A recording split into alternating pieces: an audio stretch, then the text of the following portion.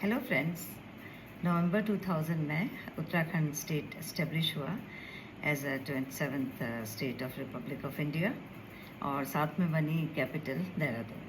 देहरादून के कैपिटल बनते ही यहाँ के प्रॉपर्टी रेट्स में इतना उछाल आया, इतना ज़्यादा बढ़ गए प्रॉपर्टी के रेट्स, और जो मशरूम्स की तरह से जो प्रॉपर्टी डीलर्स और प्रॉपर्टी एजेंट्स जो बने उगते रहे, मीन्स इतने ज़्यादा बढ़ गए कि हर कोई कहता था मैं प्रॉपर्टी डीलर हूँ और सबके बारे न्यारे हो रहे थे। इतना ज़्यादा प्रॉपर्टी में ज़्यादा बढ़त होने से उनके दामों में, उससे क्या हुआ कि जो एक हमारे एक जान पहचान का एक साइकिल पंचर की दुकान वाला, छोटी सी शॉप वाला, वो बहुत आलीशान कोठी का मालिक बन गया और साथ में उसकी जब 5-6 एसयूवीज उसके घर के आगे खड़ी थी।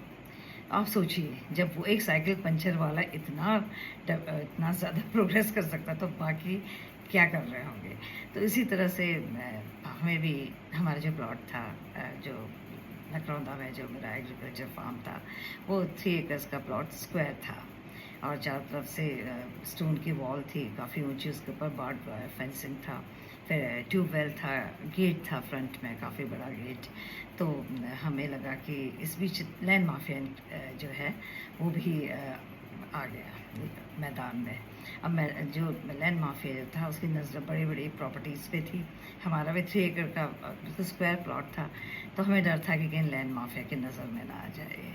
और ऊपर से मुझे काफ़ी प्रॉब्लम लेबर की हो गई थी कि मुझे लेबर लेने के लिए घंटा घर जाना पड़ता था almost every day. I had to, मतलब जब खासकर ये हार्वेस्टिंग के समय में, जब पैडी थ्रेशिंग के समय में, तो उस समय मुझे लेबर लानी पड़ती थी घंटाघर से।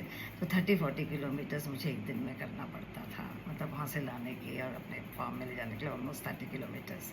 और उनके लिए खाना भी बना के ले जाना पड़ता। वहाँ होटल नहीं थे, तो चाय तो मिल जाती थी लेकिन होटल नहीं थे खाने के, तो उनके लिए खाना बना के लाया। तो मेरे लिए काफ़ी टायरिंग था ये जॉब, और मेरे लिए काफ़ी लगा मुझे कि इस बेटर कि हम डिस्पोज ऑफ कर दें इसको। तो मेरे हस्बैंड ने गेट पे ही अपना कॉन्टैक्ट नंबर लिख दिया और उसके बाद हमारा फ़ोन आने लग गए। तो कोई बात नहीं बनी, कई आते रहे फ़ोन। तो एक दिन जब मैं 6 बजे शाम को अपने घर आई फार्म से, तो मैंने देखा कि गेट, जब मैं पहुंची तो गेट के बाहर 3 बाइक्स खड़ी थी। अब बाइक्स हमारे वहाँ कितनी आती हैं, मतलब ज़्यादातर एक होती, कभी कभार होगी, और यहाँ 3 बाइक्स में समझ नहीं कौन आया बाइक्स में।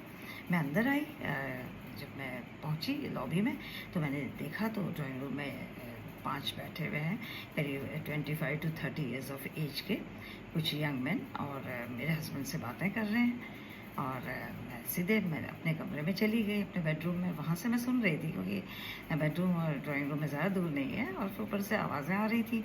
उनका कहने का मतलब ये था कि वो ये कह रहे थे कि ये जो रजिस्ट्री है, आप कोर्ट में आप हमारे नाम पे मतलब कर दीजिए, बन जाएगा एक जो भी होता है कोर्ट के हिसाब से एग्रीमेंट, और उसमें फिर हम लोग फिर प्लॉटिंग करेंगे आपके प्लॉट की, और जैसे जैसे बायर्स आएंगे, प्लॉट बिकेंगे, तो वैसे वैसे आपको हर प्लॉट का पैसा मिलता जाएगा। मतलब it was a long tedious process. अब 15 बीघे में कितने प्लॉट्स बनाएंगे वो पता नहीं, और कब तक पैसा मिलेगा। और वो ऑलमोस्ट मेरे हस्बैंड को कन्विंस कर चुके थे कि पाँचों को पाँचों मिल के उनको कन्विंस किए जा रहे थे, और वो सुन रहे थे उनकी बातें। लेकिन मेरे से नहीं रहा गया। मैं निकली अपने रूम से और मैं गई वहीं पर खड़ी होके मैंने बोला उनके पास आके, मैंने कहा ऐसा है कि हम तो ये प्लॉटिंग के चक्कर में तो हम नहीं पड़ने वाले, इस तरह का काम हमें नहीं चाहिए। हमारा प्लॉट बिकेगा तो एक साथ ही बिकेगा, पूरा एक साथ, और ये नहीं चाहिए प्लॉटिंग। तो उनमें से एक ने एकदम से बोला कि अभी तक तो गाड़ी पटरी पे चल रही थी, अब उतर गई है। मैंने कहा उतर गई है तो बस ठीक है, आप समझ गए कि हम नहीं बेचना चाहते इस तरह से, और आप जा सकते हैं। तो फिर वो चले गए सबके सब। तो मैंने अपने हस्बैंड से ये बोला, मैंने कहा कि आप उनको जानते नहीं, वो कौन है, क्रिमिनल भी हो सकते हैं, वो जानते कि हम दोनों ही हैं सिर्फ घर में, अभी तो सिर्फ आप अकेले थे, अब तो मैं भी आ गई।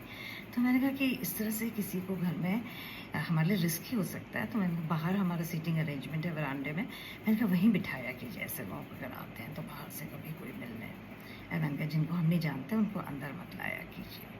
Thank you.